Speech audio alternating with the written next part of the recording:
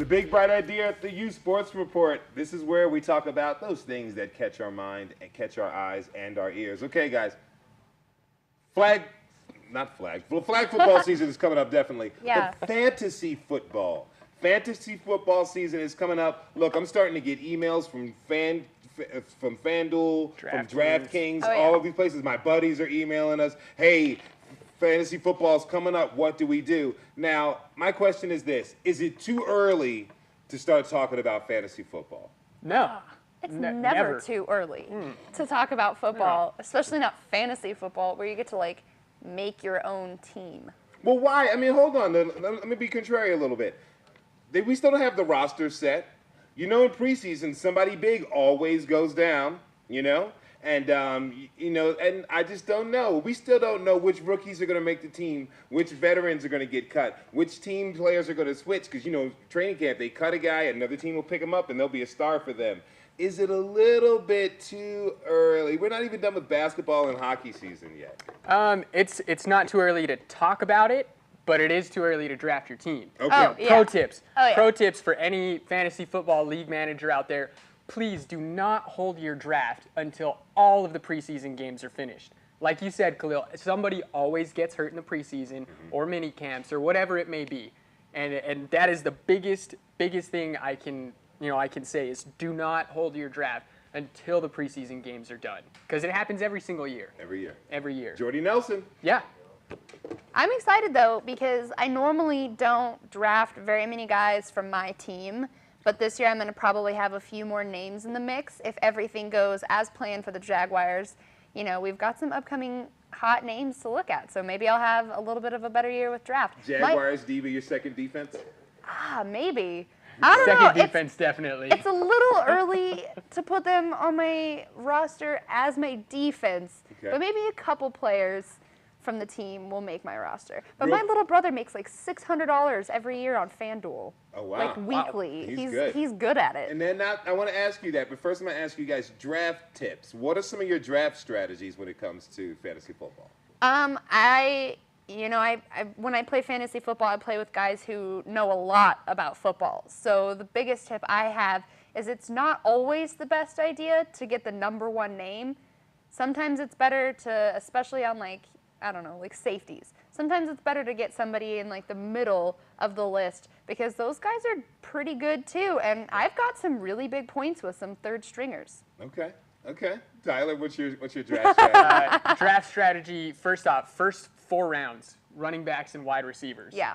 Don't even get near a quarterback until, 8, 9. Kickers, please, for goodness sake. In my last year's draft, I had somebody draft a kicker in the 5th round. Wow. I drafted mine first last year.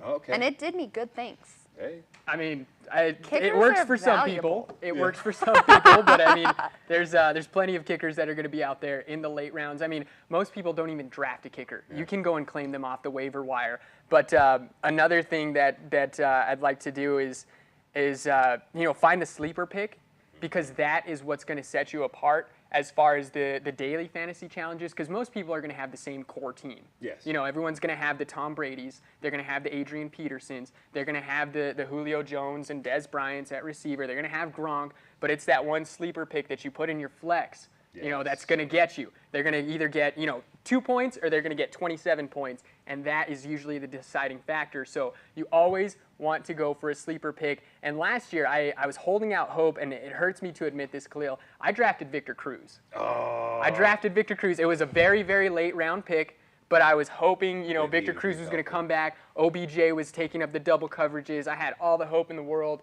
Just didn't happen. No. But fantasy football, it's always hit or miss, and I think that's what makes it so exciting. It'll work for you this season, I think. It'll work for you this season. My draft strategy, rookies. I look for those rookies, not the top rookies who were drafted, but the rookies who have the most opportunity to play for their teams. Because most people bypass rookies. They might get the top rookie. Last year I drafted Todd Gurley in the 6th round. Everybody thought I was crazy. What are you doing? He's not playing. But once he began playing, my starting backfield was Adrian Peterson and Todd Gurley. I was crushing people, crushing them. I like to find the rookies who caught my eye watching them play college football, the ones who have the moves on the college football field. Do they have the opportunity to play, and will they get the ball more carries or more Touches. catches. If they get the touches, I'm playing them in a flex, and there's possibly trade bait for some other players there that are expendable. Real quick, what do you think about these daily fan sites, FanDuel, DraftKings, the money that people can make? You know, my dad actually just lost, I think, $100 because he bet on an MLB thing that they had typed in the wrong date for. So they took all these people's money, and it said 2015, but it was for this year. So all these people lost money to it. So my biggest tip, if you are going to use these things, pay attention to the dates and what it says, and read the rules and know what you're doing, and don't be that guy who loses money to something that they dated incorrectly, because they don't have to give the money back because it's their site. Yeah, personally, I think it's a great idea. Yeah. You know, it makes it a lot more fun. I mean, as they always advertise, no season-long commitment. You pick a new team every week. That's exciting. Yeah. You know, it's exciting. It's a lot of work. It's a lot of work. I personally, I don't partake in the daily fantasy challenges. I would like to, you know, but fantasy football is exactly that. It's fantasy football. It's for fun. So while I think they're great ideas, great tools, great entertainment sources for people, it's real hit or miss. It's gambling. It is gambling, and it is hit or miss. And my problem with it, I enjoyed it. My housemates got into it. I would help them pick their teams. Won a little bit of money, won 20 or 30 bucks here. Nobody's winning thousands. But my problem with it is this, New Mexico.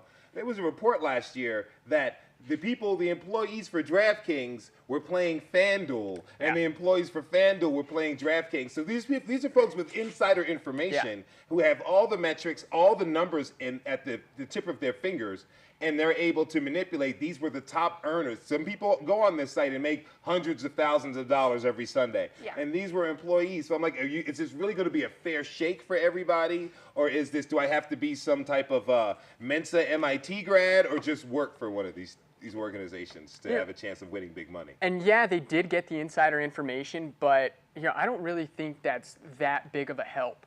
I mean, the numbers are what they are. They don't lie.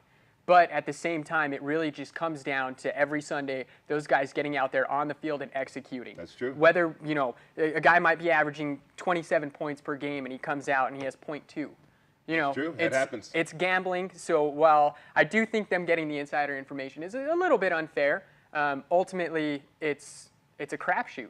You know, That's right. You don't know what you're going to get. So I personally don't find it that big of a deal, especially since they weren't playing on their own website, because that would have made some problems. That would have made huge problems. Well, how about this?